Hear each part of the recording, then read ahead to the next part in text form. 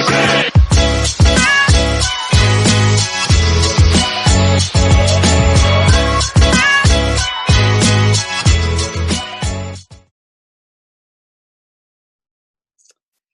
everybody, good morning, good afternoon, or good evening, wherever you're tuning in from. Welcome to Mike Lil's channel. Thanks for tuning in. Today I thought I'd just do a quick video on why I like looking at the position of where the candle is sitting when I determine what I'm going to do when I trade. I just wanted to just also say that, you know, the content that I'm providing, or that Mike and I are providing, we're not financial advisors, so we are not giving financial advice.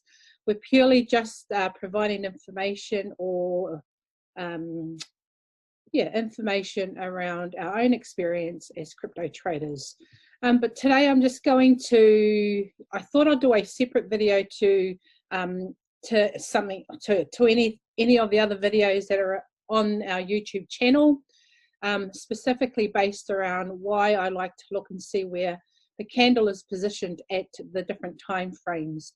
I don't necessarily look at this for a long-term reason to trade. I normally look at it to determine whether I'm going to trade, or if I'm in a trade, and how I'm going to perform in that trade, whether I'm going to quickly go in, watch for a uptrend or that volume increase and get out, or if I feel like I could potentially ride the trade to make it a bit of a higher profit. And high for me is still micro profits.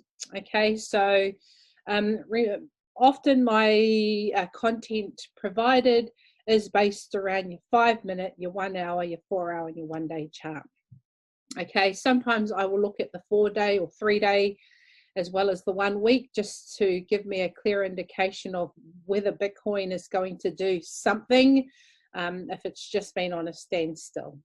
Okay, so often, like I've mentioned in all my previous videos, I always enter my trades on a 5 minute candle. So you can see here on my chart, it's on 5 minutes. And I always enter or determine my entry point on a 5 minute candle. I use all the different other time frames to pretty much just give me a clearer indication of what I'm going to do when I trade on that 5 minute. Okay, so why I like to, so, you know, besides all the other indicators like your MACD, your RSI, your MAs, your divergence lines, I also like to look and see where my candles are positioned. So I don't necessarily look at it specifically on the 5 minute. When I trade 5 minute, when I trade on the 5 minute, I always like to trade either on a perfect looking dip or a perfect looking squeeze, depending on where the MACD is situated. But if I was to go into a particular trade and let's just say I'm in it and the trade hasn't sold, okay, so I often look at my 1 hour, my 4 hour, and my 1 day candle position, okay, because it sort of gives me a clear indication of whether it's only going down, you know, a certain amount or a lot. Okay, so if I take my what I'm showing on the screen to the 1 hour chart, and I like to see where the candle is positioned on, you know, within that Bollinger Band range or price range. So as we can see here on Bitcoin on the 1 hour, that position or that candle position is still above the SMA. Okay, the wick has sort of spiked that SMA. So that's telling me that, okay, it hasn't clearly spiked, you know, in full. So it's still potentially above that SMA price range. So if I was to trade on the 5 minute, the 5 minute was a perfect, you know, trade to enter on. I always look at that 1 hour, not only for the MACD and the RSI, okay? Remember that this video is just based around why I look at the candle position. So I look and see where that candle is positioned. If it's above the SMA, and in this particular screen or this particular example, Bitcoin is pretty much hovering just above the SMA, and it could potentially spike, okay? So that gives me a little bit of a precaution of when I go back to the 5 minute chart to be very cautious, because Bitcoin could spike that SMA fully, and then it's in this lower price range. Okay. If it doesn't, then I know it's still going to stay within that price range. Why am I looking at whether it's going to spike that SMA or not? The SMA works as a resistance. So candles resist between certain areas.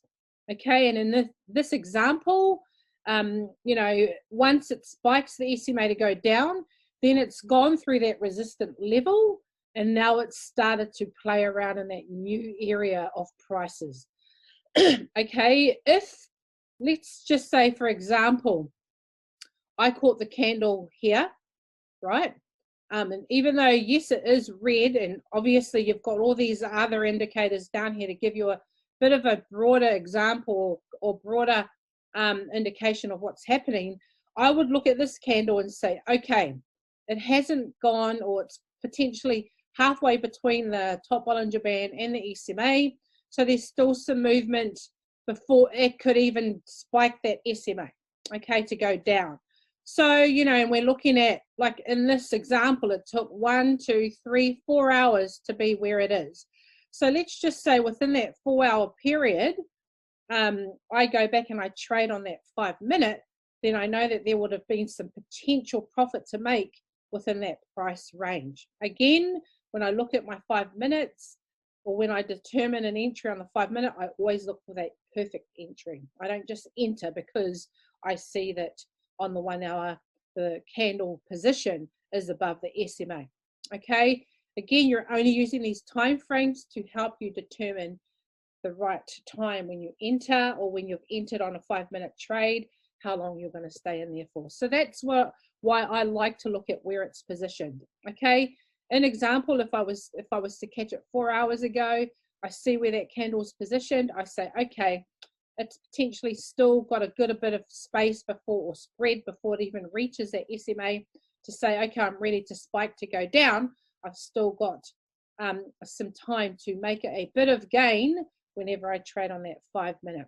Okay, so just remember, you're only using this to help you determine that 5-minute movement. Again, you're looking at the same thing on the 4-hour. So I am now looking at the 4-hour. Okay, yes, you've still got these other indicators that you will look at, but why am I looking at that position of the candle? Is because I want to still see where it's positioned on those Bollinger Bands, or within those resistance level price ranges. Okay, so you just know that between this area, you know, Bitcoin is priced at 18,192 to $20,020. Okay, so because it's within that price range, then I know that the candles are playing within that price range. As I can see here, the 4-hour candle that's pretty much going to end within 1 hour and 18 minutes. Okay, I know that it's still got a bit of a spread before it even reaches the SMA. Okay, so if I go back on the 5-minute and I find a nice entry point on that 5-minute, okay, I've still got some potential spread between that price range. Again, you still want to, you know, focus on those other indicators to determine what you're going to do. But I can see on that the 4-hour, the position of this candle is above the SMA, so I know it's going to stay within this price range. Okay, and then lastly, it's the 1 day, and the 1 day position of that candle is pretty much still heading up towards that top Bollinger Band. It is red, so that means that, you know, there is some potential sells happening in that 1 day time frame. Again, this 1 day ends in 5 hours, so when that next day, when the next day candle produces, you know, you will know that it's going to give you where it could potentially go within that next 24 hours. Okay, so that's, I like to look at the position of the candle because it pretty much helps me determine where it could resist, okay, and price ranges. And it pretty much just tells me that if I was to go back on a trade on the 5-minute, I know that those levels or those candle positions are quite steady. You still want to always focus on your MACD, your RSI. Where is the MACD positioned? Is it above the histogram or below it? So you still want to focus on those things. But I thought I would just point out on this video why I like to look at where it's positioned, because often when I'm communicating with people or people that I've mentored over my time as a trader, they will ask me, you know, they'll often come back and really pinpoint the indicator, the MACD indicator and the RSI, and they sometimes forget where the candle is positioned, because that also is quite valuable when you're trading, especially when you're determining what you're going to do when you're in a trade on that 5 minute. Okay, so that is it for now in this particular video. Hope it was of much value. You know, if you're liking our content, or, you know, be sure to subscribe and push the like button. Sorry, I still get tongue twisted when I try to say that because I'm still new to this. But yes, so push the like button, subscribe, because we are going to provide content as often as we can. The content that we provide, especially around our crypto trading journey, is really out there for people who are new to the crypto journey or new to the crypto trading journey. I often try to deliver my content to help those that are still trying to get their head around things. So, but you know, if you're an advanced trader and you're able to watch my stuff and it helps you with your trading journey, then that's an even bigger bonus. But guys, until our next video, take care and stay blessed.